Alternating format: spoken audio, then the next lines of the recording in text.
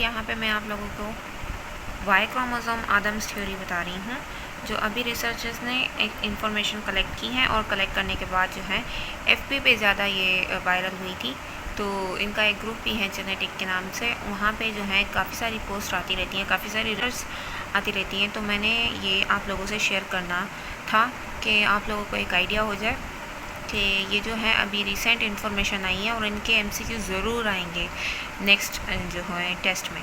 तो ये Y chromosome आदम theory क्या है, आइए चलते हैं इनको देखते हैं। Y chromosome Adam's chromosomes. अब वाई क्रोमोसोम आदम्स क्रोमोसोम क्या है, आइए चलते पढ़ते हैं।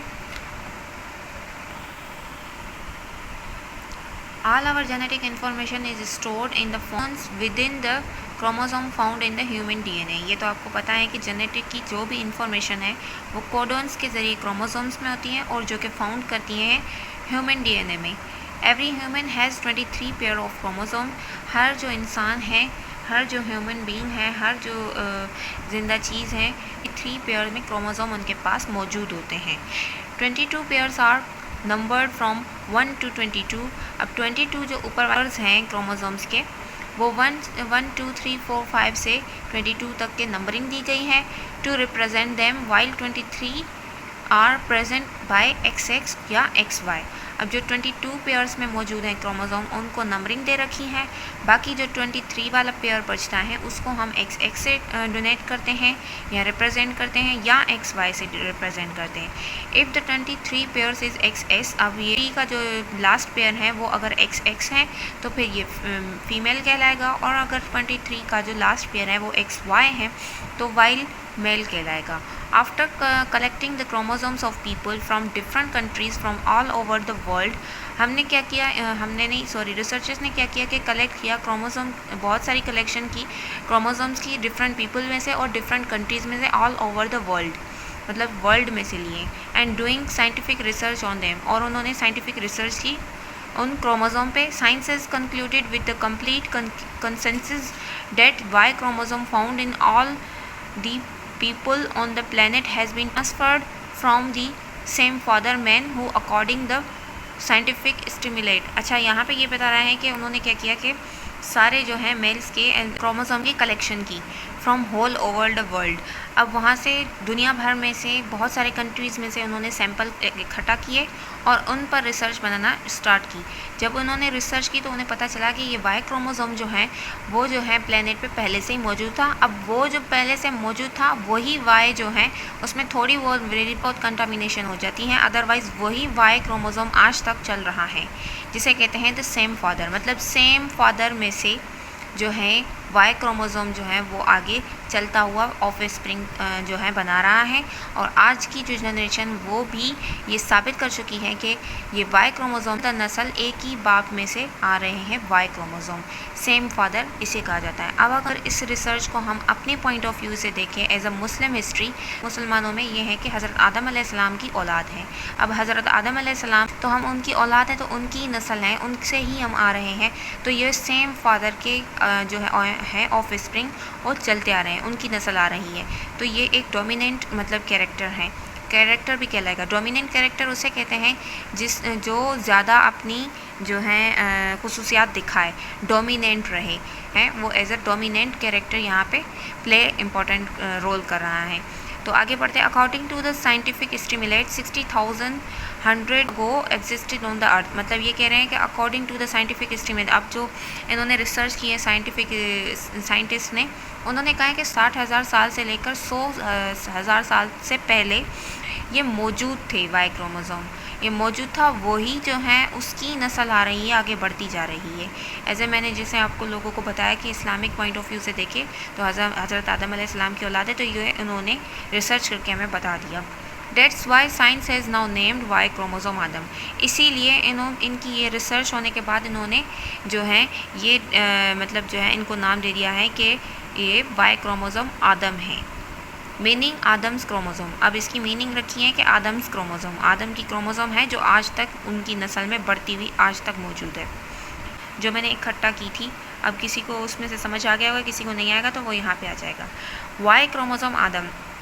अब वाई क्रोमोसोम जो है वो only guy carried Y chromosome, guy मतलब कि ये मौजूद होता है। Study show that Y chromosome in the human trace, मतलब कि आज तक नस्ल चलता हुआ आ रहा है। The fact that there is genetic little variation indicate this man lived in the recent past. अब इसमें छोटी मोटी जो है वेरिएशन आ जाती हैं, लेकिन यहाँ पे ये बताया गया है कि जेनेटिक छोटी मोटी वेरिफिकेशन आती है, लेकिन ये इंडिकेट वही उसी मैन को करती है जो रिसेंट पास्ट में पहले से मौजूद था। Soon known as extract Y sequence. अब ये जो है रिसर्चर जो हैं वो ज़्यादातर क्या करेंगे कि वाई की सीक्वेंस को भी जो है वो कलेक्ट करेंगे और उन पे भी रिसर्च करेंगे कि वाई की सीक्वेंस को हम बनाएं, कितनी जनरेशन्स गुजर चुकी हैं उनके बारे में। आ जाते हैं, ये एक मुझे छोटी सी जो है कोट मिली थी या एक इन्फॉर्मेशन मिली थी।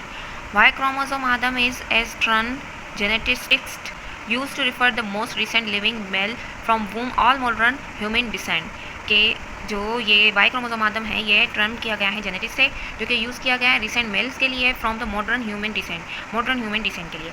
Y chromosome Adam is projected to have lived about, अब ये 200 साल पहले की बता रहे हैं कि ये पहले से ही प्रोजेक्ट मौजूद था। Using an average of 25 years age per generation, Y chromosome would be 83,017 great grandfather. ये इनको एवरेज जो है इसका ईयर बताया गया है कि 25 साल से ये जनरेशन वाई क्रोमोसोम मौजूद है। अब इसकी जो है 83,017 जनरेशन ग्रैंडफादर कहलाता है। Why did the Y chromosome comes from, अब ये वाई क्रोमोसोम्स जो हैं वो कहाँ से आया है, कैसे मतलब अराइज हुआ है अचानक से। The researchers calculate that the Y chromosome carried by modern men are versions of the Y chromosome carried by the common ancestor who lived in Africa about 59,000 years ago. They repeat November issue of Journal Genetics. अभी अचानक से Y chromosome आदम कहाँ से आया, तो researchers ने क्या किया कि कैलकुलेट किया वाई क्रोमोसोम्स को जो कि मॉडर्न मेल्स से थे, उनको उनकी जो है डेटा लेके और उनके वर्जन्स को ज़्यादा पढ़ा, फिर उसमें से ये पता चला कि ये जो है वाई क्रोमोसोम ये पहले से भी मौजूद थे और ये पहले पास्ट में कॉमन एंसेस्टर रह चुके हैं, जो कि रहते थे अफ्रीका में, जो तकरीबन 59,000 ईयर्स पहले। और ये रिपोर्ट की गई है नवंबर में और इसको जो है ये इशू की थी नेचुरल जेनेटिक्स ने। उसके बाद कहते हैं कि does sperm carry Y chromosome, अब स्पर्म के पास जो है वाई क्रोमोसोम पहले से मौजूद होता है या नहीं। Normal human spermatozoa carry either the X on the Y chromosome, the difference between the X and Y spermatozoa X and Y haploid cell may exist in two areas, the different chromosome, the example different kind of numbers of gene and the different sperm structure are and function different genetic expression. अब इसमें ये बताया गया है कि स्पर्मेटोज़ोआ में या तो एक्स होता है या वाई क्रोमोसोम होता है। डिफरेंट बिटवीन देम, इनमें डिफरेंस सिर्फ इतना होता है या हैप्लॉइड सेल एक्स होता है या एग्जिस्ट होता है एरियाज़ में। यहाँ पे डिफरेंट होता है different in number of gene, या डिफरेंस होता है नंबर ऑफ जीन में और डिफरेंट स्ट्रक्चर ऑफ फंक्शंस में। इसमें ये बताया गया है कि ये जो एंसेस्टर वाई क्रोमोसोम कैसे आया है, तो ये जो है हम इसको ऐसे अगर अपने point of view as a Muslim history के पॉइंट ऑफ व्यू से देखें तो हज़रत आदम अलैहिस्सलाम की औलाद तर औलाद आती जा रही है। अब जो जनरेशन यहाँ पे आई हैं ये बिल्कुल एज अ मॉडर्न जो है मेल्स हैं जो कि आए हैं हज़रत आदम अलैहिस्सलाम की औलाद में से, तो इसलिए इनकी जो ज़्यादा खुसूसियात हैं वो आपस में मिलती हैं। उम्मीद करती हूँ मेरी ये वीडियो आप लोगों को पसंद आई होगी। ऐसी मेरी वीडियो को लाइक कीजिएगा। मिलूंगी किसी और वीडियो के साथ, तब तक दुआ में याद। अल्लाह हाफ़िज़।